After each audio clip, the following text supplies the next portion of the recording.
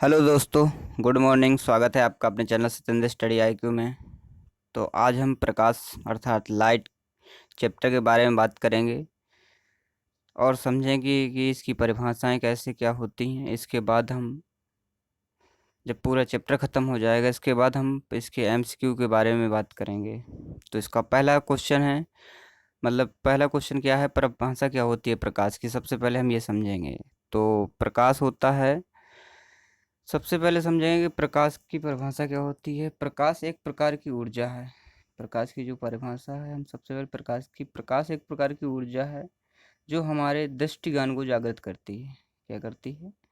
जो हमारे दृष्टिज्ञान को जागृत करती है।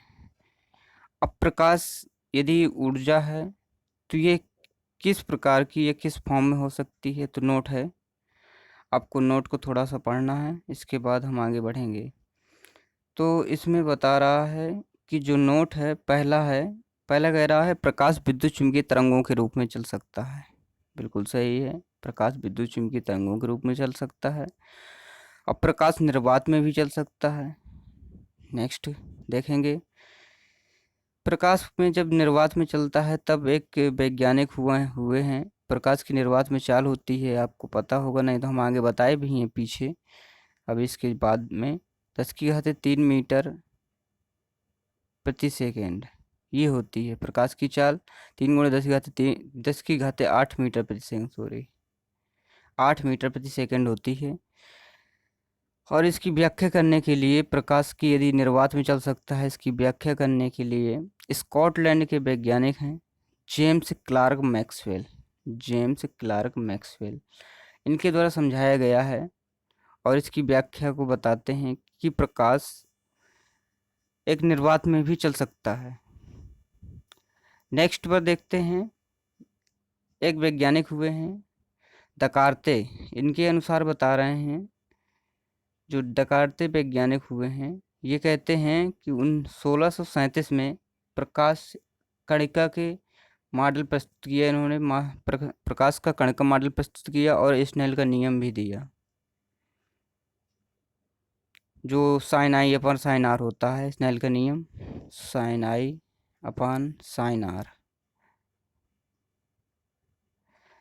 यह एक नीतांक होता है। यह एक नीतांक होता है। ये मेरा ही नोट्स है दोस्तों, मैं अपने नोट्स से सब समझाने की कोशिश कर रहा हूँ। तो इसमें सर्वप्रथम हम सबसे पहले देखेंगे कि जो ये दकार्ते हैं, ये जो प्रकाश का कणिका मॉडल था, इन्होंने कैसे प्रस्तुत किया। तो इन्होंने अपवर्तन के नियम से ये सिद्धांत और स्नेल का नियम भी बताया है। नेक्स्ट पर चलते हैं। नेक्स्ट वैज्ञानिक हुए हैं क्रिस्टियन हाइगेंस। नेक्स्ट वैज्ञानिक हैं जो अपने, ये हुए हैं क्रिस्टियन हाइगेंस। इन्होंने 1678 ईस्वी में एक सिद्धांत दिया है और इन्होंने प्रकाश के तरंग सिद्धांत को प्रस्तुत किया है। प्रकाश के तरंग सिद्धांत को, अर्थात इन्होंने यह सिद्ध कर दिया है कि प्रकाश एक प्रकार की तरंग ही है। जब टॉमस यंग ने सन 1801 में अपना व्यतिकरण संबंधी प्रसिद्ध प्रसिद्ध प्रयोग किया, तब ये निश्चित रूप से प्रमाणित हो गया कि प्रकाश वास्तव में प्रकाश की प्रकृति तरंगवत है। इन्होंने बताया कि प्रकाश, जब अपने प्रयोग किए तो उन्होंने जाना टॉमस यंग ने प्रयोग किए तो उन्होंने जाना कि व्यतिकरण संबंधी प्रयोग किए हैं इन्होंने, और ये प्रमाणित कर दिया है कि प्रकाश वास्तव में प्रकाश एक तरंग है, न कि कण। नेक्स्ट है फूको। जो फूको नामक वैज्ञानिक हुए हैं, इन्होंने अपने प्रयोग में 1850 में प्रयोग द्वारा पाया है कि जब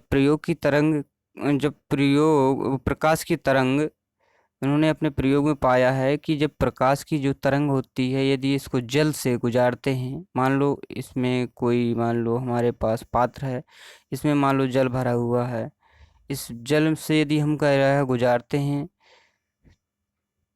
तो इसकी जो चाल होती है, वेलोसिटी v, ये कम हो जाती है। इसकी कह रहा है जो चाल होती है वो कम हो जाती है, और इसके जो तरंग दैर्ध्य होती है वो भी कम हो जाती है।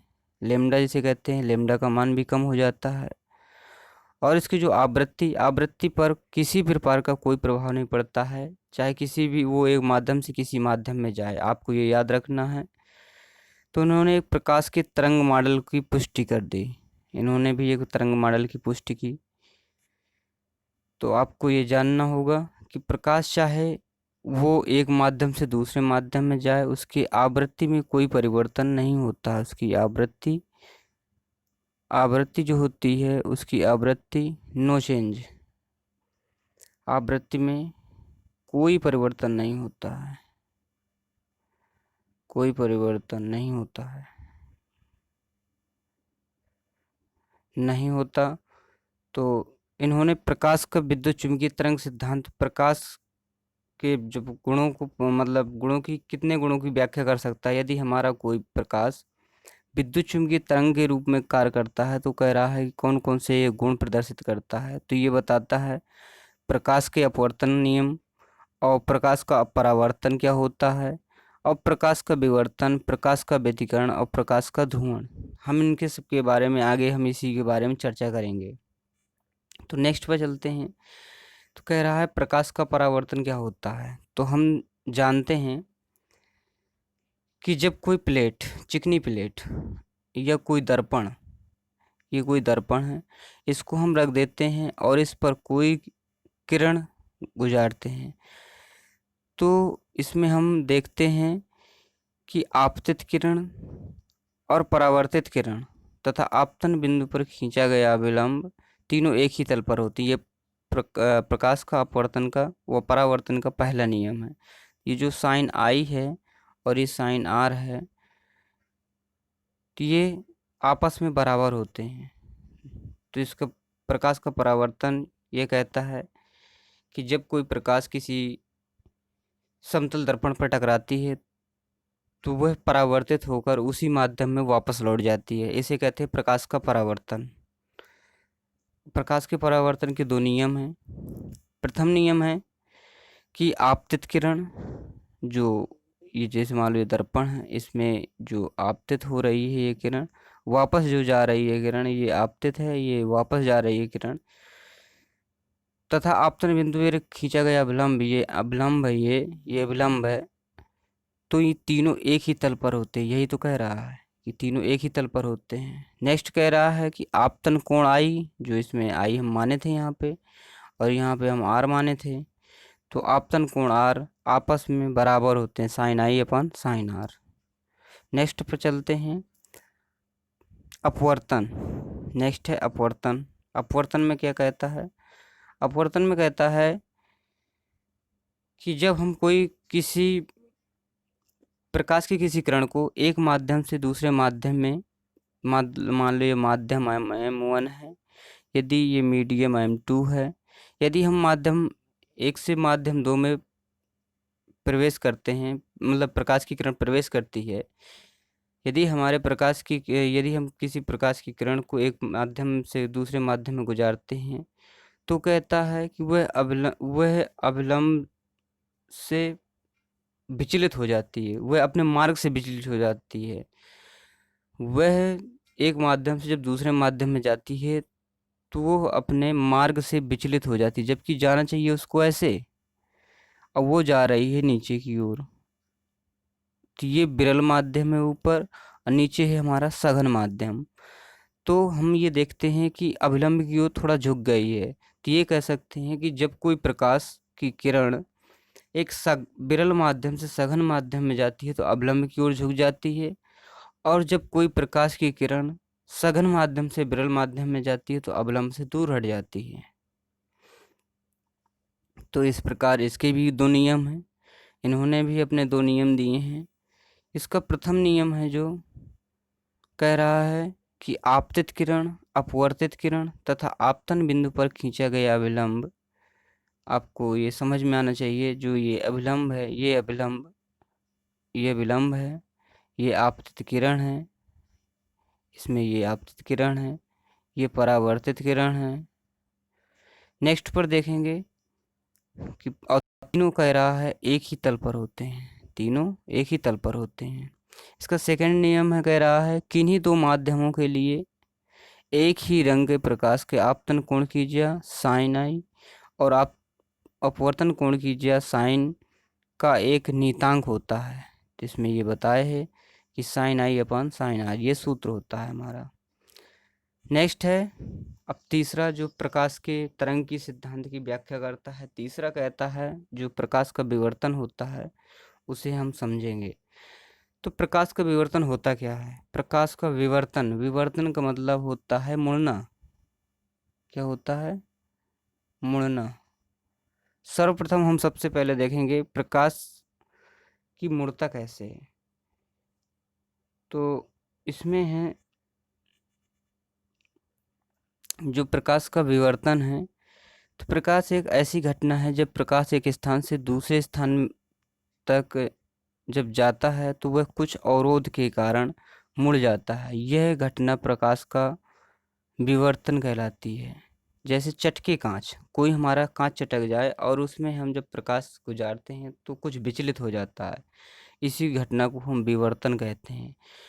विवर्तन में मान लो हमने देखा है कि ये दो दो पट्टी रखी हुई है, जब हम प्रकाश को ऐसे गुजारते हैं तो आगे पट्टी का अवरोध हो जाता है, तो ये पुनः परावर्तित होकर फिर अपने मार्ग से विचलित होकर फिर अपने मार्ग से विचलित होकर आगे बढ़ जाती है। इसी घटना को हम कहते हैं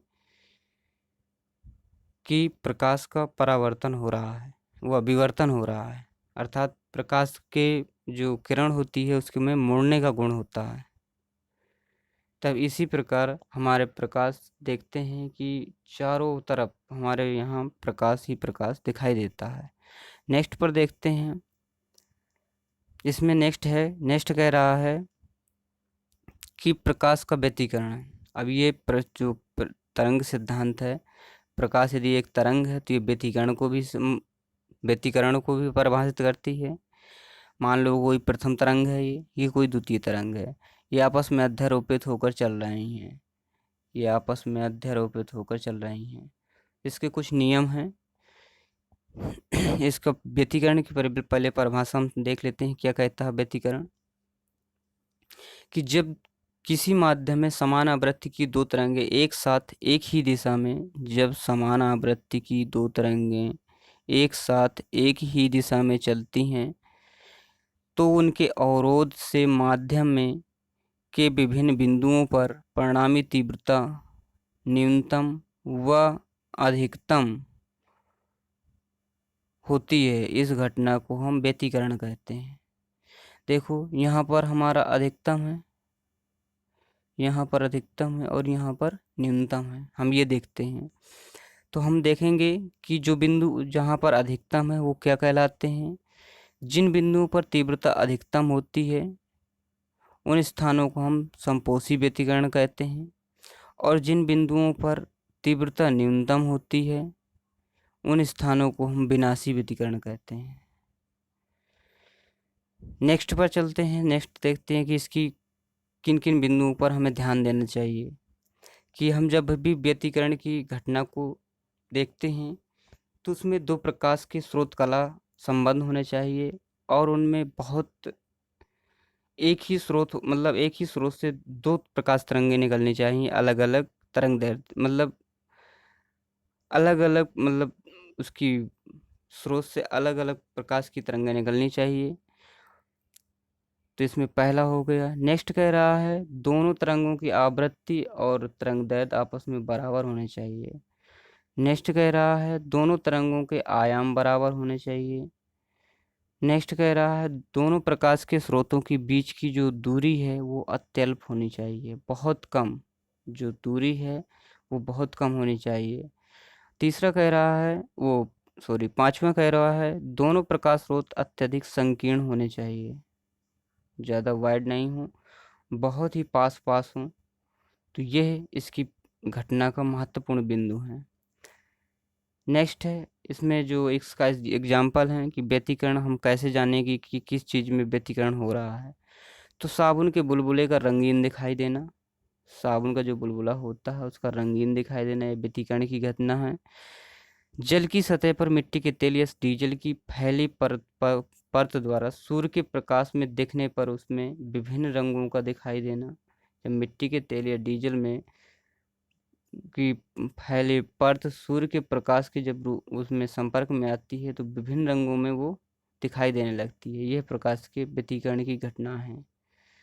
नेक्स्ट चलते हैं, प्रकाश का ध्रुवण क्या होता है देखते हैं। प्रकाश का ध्रुवण है, ये भी प्रकाश के तरंग की व्याख्या करता है। तो प्रकाश के ध्रुवण को हम समझेंगे कि जब कोई प्रकाश तरंग किसी टूरमेलिन क्रिस्टल, एक टूरमेलिन क्रिस्टल होता है, टूरमेलिन क्रिस्टल में से होकर गुजरती है तो प्रकाश की तरंग के केवल वे ही कंपन निकल जाते हैं जो क्रिस्टल के अक्ष के समांतर होते हैं।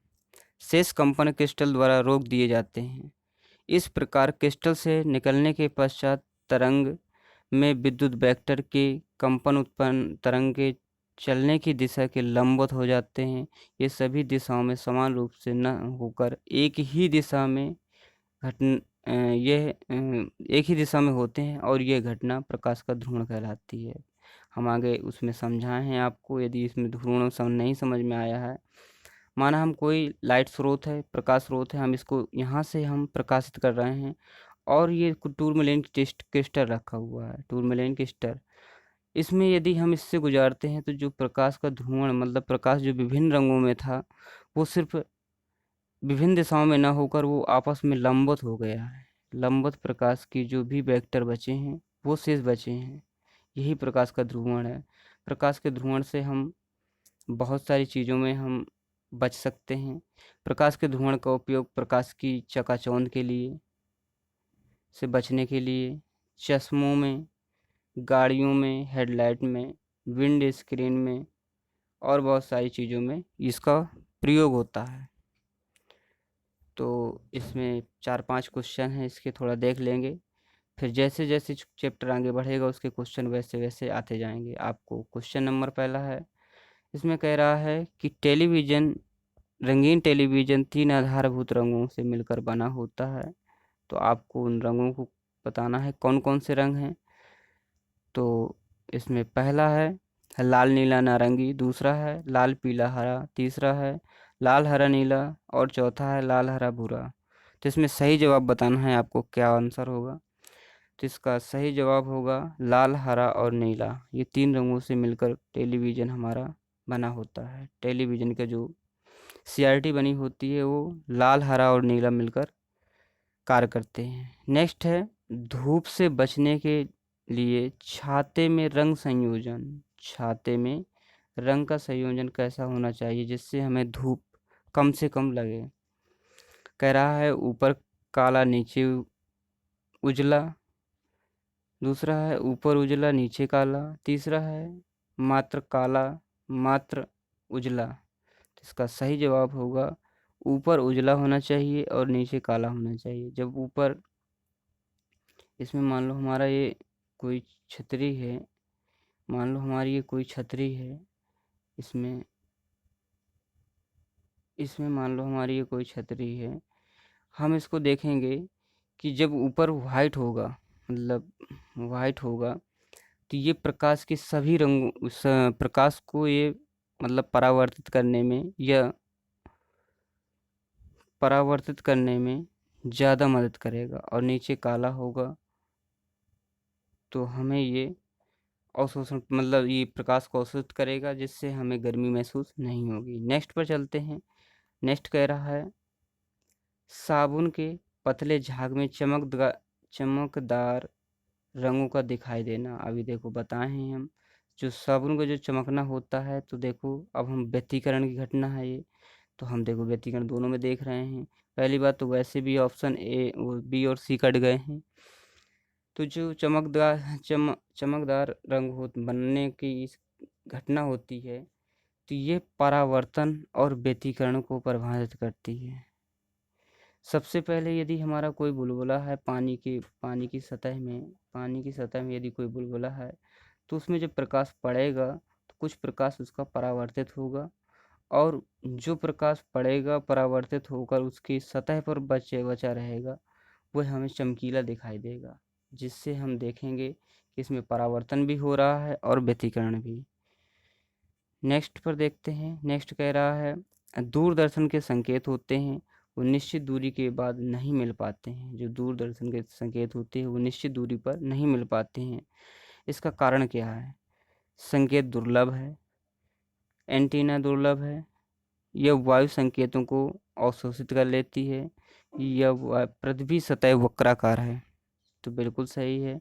जो हमारी ये पृथ्वी है, हमारी जो पृथ्वी है एक वक्राकार है। यदि हमारा एंटीना यहाँ पर लगा हुआ है, मान लो यहाँ पर कोई हमारा एंटीना लगा हुआ है, तो यहाँ पर प्रकाश, यहाँ पर यदि हम यहाँ पर खड़े हैं, हम यदि यहाँ पर, तो हमें यहाँ पर संकेत लेने में बहुत कठिनाई होगी। तो पहले हम इसके लिए यहाँ पर कोई सैटेलाइट भेजें, यहाँ पर हमारे लिए कोई सैटेलाइट हो, तब इसके थ्रू हमें सिग्नल मिलता है। तो इसलिए पृथ्वी का वक्राकार होना ये सबसे बड़ा एक सिग्नल न मिल पाने का कारण है। ऑप्शन डी बिल्कुल सही जवाब होगा। नेक्स्ट पर देखते हैं। नेक्स्ट कह रहा है प्रकाश की गति किसके बीच से जाते हुए न्यूनतम होगी। तो इसमें हम आपको आगे बताएंगे कि प्रकाश किस में कम होता है। तो कांच में हम देखेंगे तो 2 गुणे 10 की घाते 8 मीटर प्रति सेकेंड, निर्वात में 3 गुणे, इसमें 2 गुणे 10 की घाते, इसमें 3 गुणे 10 की घाते 8 मीटर प्रति सेकेंड। जल में होता है, जो जल में होता है 2.25 10 टू की पावर 8 मीटर प्रति सेकेंड। वायु में, वायु और निर्वात में सेम रहता है, 3 गुणे 10 की घाते 8 मीटर प्रति सेकेंड। तो इसमें हम देखते हैं ऑप्शन इसमें सबसे कम न्यूनतम होगा, तो ऑप्शन ए बिल्कुल सही जवाब होगा, ऑप्शन ए। नेक्स्ट पर देखते हैं कि विभिन्न माध्यमों में प्रकाश की चाल क्या होती है। तो देखते हैं सबसे पहले इसमें देखेंगे कि जो हमारा निर्वात है, निर्वात में होती है, निर्वात में जब प्रकाश के देखेंगे तो 3 गुणे 10 की घाते 8 मीटर प्रति सेकेंड। बी है कांच, कांच में देखेंगे 2 गुणे 10 की घाते 8 मीटर प्रति सेकेंड। जल में 2.25 10 टू की पावर 8 मीटर प्रति सेकेंड। तारपीन के तेल में 2.04 गुणे 10 की घाते 8 मीटर प्रति सेकेंड। और ऑप्शन ई है, इसमें देखेंगे तो इसमें जब देखेंगे तो इसमें हमारा बता रहा है 1.96 10 टू की पावर 8 मीटर प्रति सेकेंड होता है। और लास्ट है नायलॉन, नायलॉन में होता है 1.9 गुणे 10 की घाते 8 मीटर प्रति सेकेंड होता है।